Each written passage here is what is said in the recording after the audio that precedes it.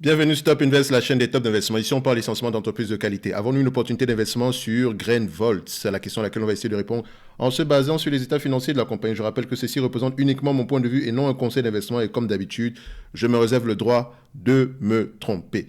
Donc, nous avons parlé de cette compagnie-ci au mois de septembre, il y a 6 mois aujourd'hui. Donc, quand on parlait de la compagnie, on était aux alentours de 100 euros par là. Et selon ce qu'on avait vu, la valeur se retrouve aux alentours des 84. Et encore, c'était voilà, avec beaucoup de pincettes. Et idéalement, c'est une entreprise qu'on aurait voulu, enfin, on aurait voulu commencer à regarder cette compagnie-là aux alentours des 50 dollars, 50 euros l'action. Donc, c'est à partir de 50 dollars l'action que la compagnie allait commencer à nous intéresser. OK? Parce qu'on se gardait une certaine marge de sécurité, toujours avec l'objectif de prix aux alentours de 84 dollars l'action. Et également, vous avez vu que dans cette vidéo-là, on avait également un problème avec les marges. Est-ce qu'on va maintenir des marges de 7%? Est-ce qu'on va retourner à la moyenne qu'on avait précédemment ici? Donc, c'était un entre les deux. Donc, en prenant 7% ici de marge, on savait que non, on était déjà un tout petit peu. Les marges étaient déjà un tout petit peu optimistes parce que le 7%, en fait, on a eu uniquement 7% sur les 5 dernières années, alors qu'en moyenne, on était aux alentours des 5% par là. OK? Donc, quelques mois plus tard, en date d'aujourd'hui, on cote à combien? En date d'aujourd'hui, on cote à 51 euros l'action. D'accord? Donc, de 100 à 51, c'était un good call. Donc, quand on regarde bien ici l'action, on était aux alentours on était juste là, le 16 du mois de septembre. Du 16 du mois de septembre, je pense quelques jours après, boum, l'action s'est effondrée. Je pense également qu'elle a sorti ses résultats financiers ici. Elle a dû annoncer certaines informations qui n'ont pas plu au marché. Donc, maintenant, on revient à la moyenne. On va voir si au prix actuel, ça pourrait être assez intéressant. Alors, je vais déjà lire un article ici qui vient du journal Investir. On va aller très rapidement. Donc, la sécheresse précoce a des répercussions jusqu'en bourse. En France, marché principal du sémencier Grainvolt, 11 départements ont déjà pris des mesures de restriction d'eau et l'entreprise alsacienne s'inquiète pour ses affaires. Alors qu'elle réunit aujourd'hui ses actionnaires en assemblée générale et en profite pour faire le point sur son activité et ses perspectives, elle avertit dans un communiqué d'une réduction de la visibilité depuis février. L'entreprise qui, en plus de graines, vend des jeunes plants de légumes et de fleurs aux maraîchers et aux horticulteurs, dit constater une fonte subite du carnet de commandes et une baisse des livraisons sur les mois de février, mars et avril qui représentent à eux seuls plus de 50% du chiffre d'affaires de l'exercice 2022-2023 qui court jusqu'en fin septembre. En plus des difficultés engendrées par des coûts d'énergie élevés, les producteurs déjà très prudents pour les mises en production sont sous l'influence des informations concernant les conséquences de la sécheresse précoce. Le gouvernement a été conduit à prendre début mars des mesures affectant ainsi encore un peu plus l'indice de confiance des professionnels producteurs. Donc, un objectif à baisser. Grainvolt plonge de 18% la bourse de Paris à 50,4 euros, ce qui porte ses pertes depuis le début de l'année à plus de 30%. Donc, quand on parle de pertes ici, par rapport au prix de l'action. D'accord? Depuis leur record de 180 euros atteint pendant la crise sanitaire. Qui a payé 180 euros pour cette affaire? En plein boom du jardinage et de l'engouement pour le bio et les circuits courts, ces actions ont effacé 70% de leur valeur. Donc, c'était une situation temporaire. Posez-vous toujours la question à savoir, quand vous voyez une entreprise qui explose à court terme, demandez-vous, est-ce que c'est durable? Est-ce que c'est durable? Et qu'est-ce qui a causé ce grand boom-là? Parce que si c'est quelque chose de temporaire, parce que, voilà, on avait l'économie, il y avait des restrictions ici au niveau des déplacements, les gens se sont plutôt concentrés au niveau du jardinage, des choses comme ça. Voilà, ce sont des activités qui étaient en plein boom. C'est temporaire. C'est vraiment temporaire. Elle peut gagner beaucoup d'argent sur une période à court terme, mais on ne va pas se baser sur ces chiffres-là pour faire des prévisions. D'accord? Et je vous ai dit ici qu'il est difficile de faire des prévisions de faire des estimations dans le futur sur des entreprises qui ont des bénéfices nets qui fluctuent. C'est la raison pour laquelle on cherche toujours une entreprise qui peut au moins maintenir ses marges. Et les entreprises qui arrivent à maintenir leurs marges sont généralement des entreprises qualitatives. D'accord? On se base parfois également, on se base généralement également sur ce que l'entreprise a déjà pu produire par le passé. D'accord? Afin de se dire, OK, c'est possible qu'elle garde ce même niveau-là. Mais attention, on aimerait également étudier la situation qui a rendu cela possible dans le passé. OK? Afin de pouvoir se dire à peu près qu'OK, si cette situation est présente en date d'aujourd'hui, il y a de grandes chances, en termes de probabilité, qu'on reste au même niveau de marge. Ça ne veut pas dire que si on a des marges de 5% en moyenne sur les 10 dernières années, on ne pourrait pas avoir du 3% pendant les 2 prochaines années au moins pendant les 2 prochaines années parce que si la situation se détériore. D'accord? Donc, il faut souvent apporter ces nuances-là. Donc, le fait que Greenvolt, le prix de l'action ait été aux alentours des 180 euros, ça n'a pas de sens, personnellement. Et je pense que quand on l'avait regardé aux alentours du mois de septembre, on était déjà à 84 et c'était assez gentil. Et vous allez voir que même les prévisions en termes de marge ont changé. D'accord? Donc, l'inflation et la baisse du pouvoir d'achat sont venus saper la consommation de fruits et de légumes des Français. Donc, au cours de ça c'est quand même une excuse. Voilà, je pense que... Bon, en tout cas, passons. Au cours du mois de février, l'Europe et en particulier la France ont connu un épisode de sécheresse totalement inhabituel. Météo France indique en effet qu'il n'a pas plu pendant 27 jours consécutifs, une situation hivernale jamais rencontrée en France depuis le début des enregistrements en 1959, faisant ainsi du mois de février 2023 l'un des mois de février les plus secs depuis 60 ans. De rappel l'entreprise. Donc, je veux savoir, quand il y a de la sécheresse comme ça, est-ce que comment est-ce que ça nous impacte, nous, et comment est-ce que ça impacte nos clients? Dans le sens où, quand je dis comment est-ce que ça nous impacte, nous, est-ce qu'on va avoir des pertes, d'accord? Et comment est-ce que ça impacte nos clients? C'est-à-dire que, est-ce que les clients seront moins enclins à acheter? Donc, parce que techniquement, est-ce qu'il n'y aura pas peut-être, vu qu'on a sécheresse, est-ce qu'il n'y aura pas une pénurie également, ce qui va faire monter les prix? C'est quelque chose que je me pose juste cette question-là comme ça en regardant. Donc, je vais voir à peu près comment est-ce que la sécheresse nous affecte au-delà de ce qui est mentionné ici, précisément. Elle anticipe désormais une activité en recul à périmètre constant sur l'exercice, à périmètre courant. Elle table sur une stabilité alors que jusqu'alors, elle prévoyait une croissance de 5 à 10% du chiffre d'affaires grâce au rachat d'engrais brillants et à une augmentation des prix de 5 à 10%. Donc, au titre de son premier trimestre 2022-2023, à savoir sur les 3 mois à la fin du mois de décembre, Greenvolt a consigné des facturations de 12,2 millions d'euros en contraction de 5,8%. L'exercice a commencé avec un handicap, quand bien même en raison de la saisonnalité de l'entreprise, ce trimestre est peu significatif. Donc, généralement, le trimestre le plus significatif, généralement, c'est quelques mois avant l'été. Donc, c'est-à-dire que en janvier, de janvier à juin, par là, je pense bien. Donc, ce sont les 2 plus gros trimestres ici. En tout cas, donc, Greenvolt, voilà, on accuse ici l'inflation, on accuse ici la sécheresse. Voilà, au niveau de la sécheresse, on ne peut pas contrôler. Mais au niveau de l'inflation, je pense qu'on peut bien contrôler parce qu'on a une capacité ici d'augmenter les prix. Maintenant, alors, en termes d'évaluation, ça donne quoi? Vous vous rappelez qu'on avait utilisé Zone Bourse dernièrement parce que vu que c'était une petite entité ici, il est difficile d'avoir de bons chiffres quand on est sur Coifin. Sur Zone Bourse, on avait des marges de 7%.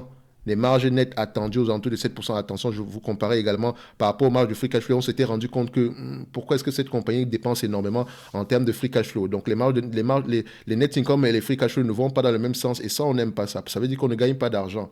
D'accord? Donc, on a des bénéfices nets, certes, mais on ne gagne pas d'argent tout le temps. OK? Donc, il faudrait déjà aller revoir ça derrière. Qu'est-ce qui se passe? Est-ce qu'on investit massivement dans l'outil de production, ce genre de choses-là?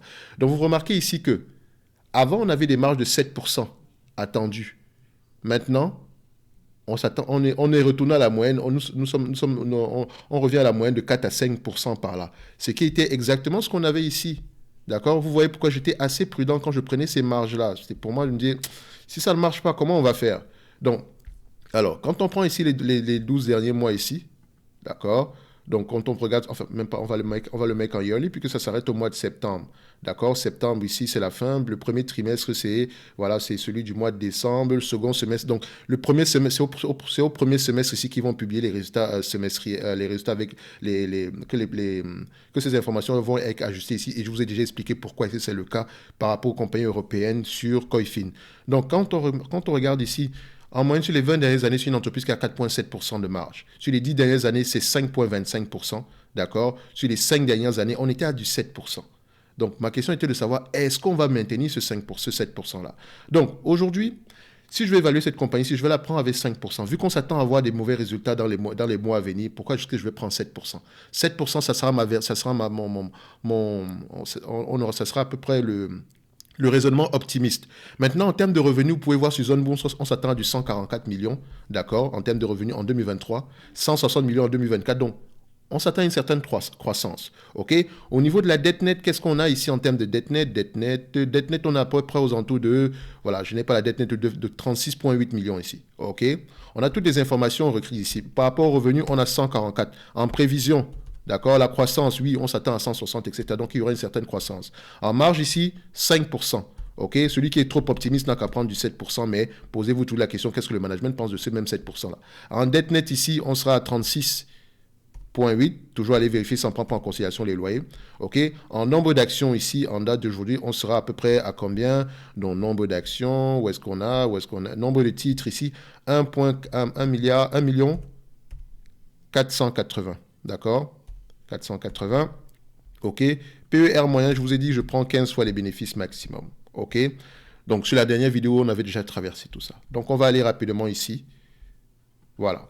144 millions attendus cette année. D'accord? Dans un environnement, entre parenthèses, hein, normal. Parce que cet environnement-ci n'est pas normal. À 5% de marge bénéficiaire. D'accord? Fois 15 fois les bénéfices. Je rappelle que le PER reste un rendement. Donc, ça dit que quand on paye 15 fois les bénéfices, on demande un rendement de 6,66%. C'est assez raisonnable pour une compagnie pareille. OK? Moins la dette nette aux alentours de 36,8, 36 millions 800, divisé par le nombre d'actions, à peu près, on a à peu près 1 million 480 000 actions. Ça donne au total 48 € l'action. OK? Donc, je mettrai ici à X15 est égal à 48 € l'action. OK? Donc, on a 48 € l'action en date d'aujourd'hui. La dernière fois, on était aux alentours d'une cinquantaine d'euros l'action. Là, on est à 48 € l'action. Donc, c'est-à-dire que si je veux acheter cette compagnie-ci, voilà, le prix actuel pourrait être intéressant. Et si je l'achète en date d'aujourd'hui, c'est en prenant, ma marge de sécurité, ça sera essentiellement la croissance et le maintien des marges. Bon, techniquement, le maintien des marges, on va se dire qu'on peut rester à 5%, mais essentiellement la croissance supplémentaire. OK? Donc, maintenant, à vous de voir si c'est un risque que vous voulez assumer en date d'aujourd'hui, acheter cette compagnie-ci à ce prix. Donc, si elle vous reverse la totalité des bénéfices nets qui sont attendus, donc 5% de 144 millions, par rapport à la capitalisation boursière actuelle, donc je rappelle que la capitalisation boursière actuelle, on est aux alentours de combien en date d'aujourd'hui? Capitalisation boursière, on a à peu près, en euros, ici on a 90 millions d'euros, disons 91 millions d'euros. D'accord? Donc, si on prend ça divisé par 91 millions d'euros, ça donne ici à peu près un rendement de 7,91%.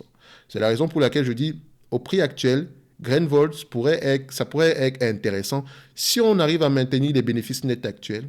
D'accord? Et si on continue à avoir une assez bonne croissance dans le futur. Il faut voir ici que c'est une compagnie, oui, la situation actuelle, la sécheresse, c'est en dehors de notre contrôle, c'est un élément externe. Et je vous rappelais sur la dernière vidéo que quand vous prenez en considération la croissance sur une compagnie, il y a beaucoup de choses qui ne peuvent pas marcher, il y a beaucoup de choses qui peuvent changer dans le futur. C'est pour ça qu'il faut toujours prendre une compagnie, oui, elle est de croissance, mais à un prix qui n'implique pas la croissance. Vous voyez qu'aujourd'hui, ça se vérifie encore et encore et encore et encore.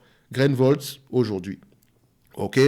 Donc, ça n'empêche que ça reste une belle petite entreprise bien gérée. OK?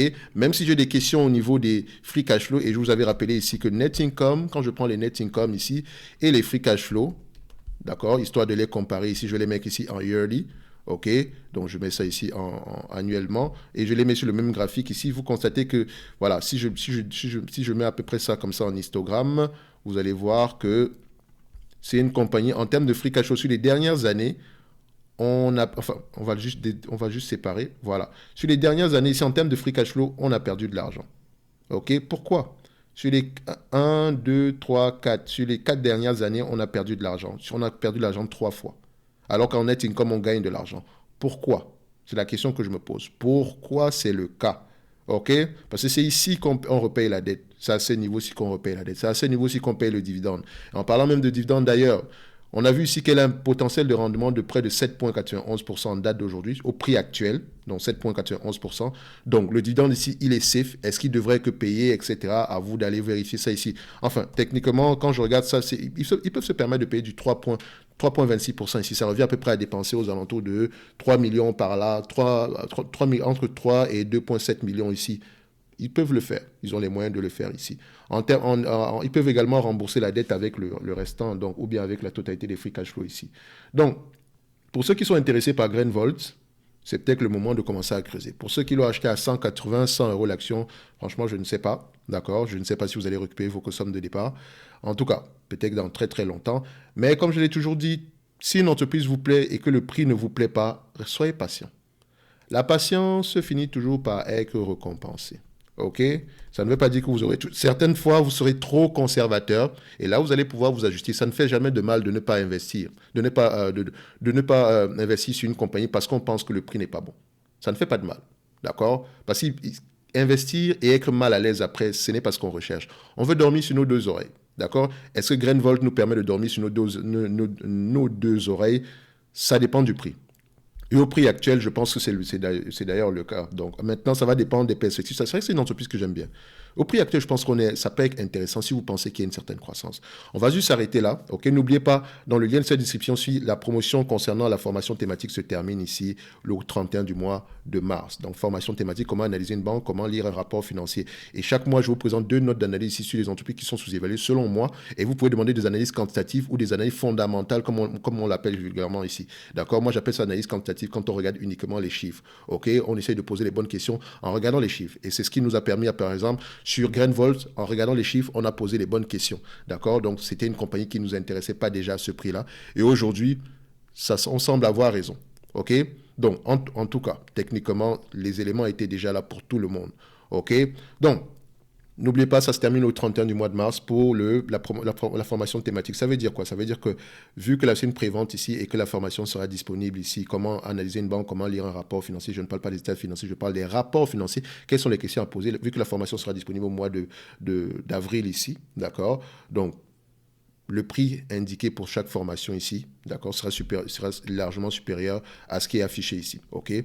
Donc, c'est la raison pour laquelle, vu qu'elle n'existe pas encore, elle est en pleine, on est en pleine, comment on appelle ça? On est en pleine production, ok? Je ne vais pas vous facturer pour quelque chose que vous n'avez pas encore, qui n'est pas encore présent, d'accord? Donc, en attendant, vous avez le service Top Premium, mais au moins, vous savez que vous pouvez bénéficier de celle-ci. Si la formation ne vous intéresse pas de toutes les façons, vous aurez le service Top Premium qui, je pense, déjà est assez intéressant en date d'aujourd'hui. OK? Au moins, ça vous permet de poser les bonnes questions quand vous demandez des analyses quantitatives.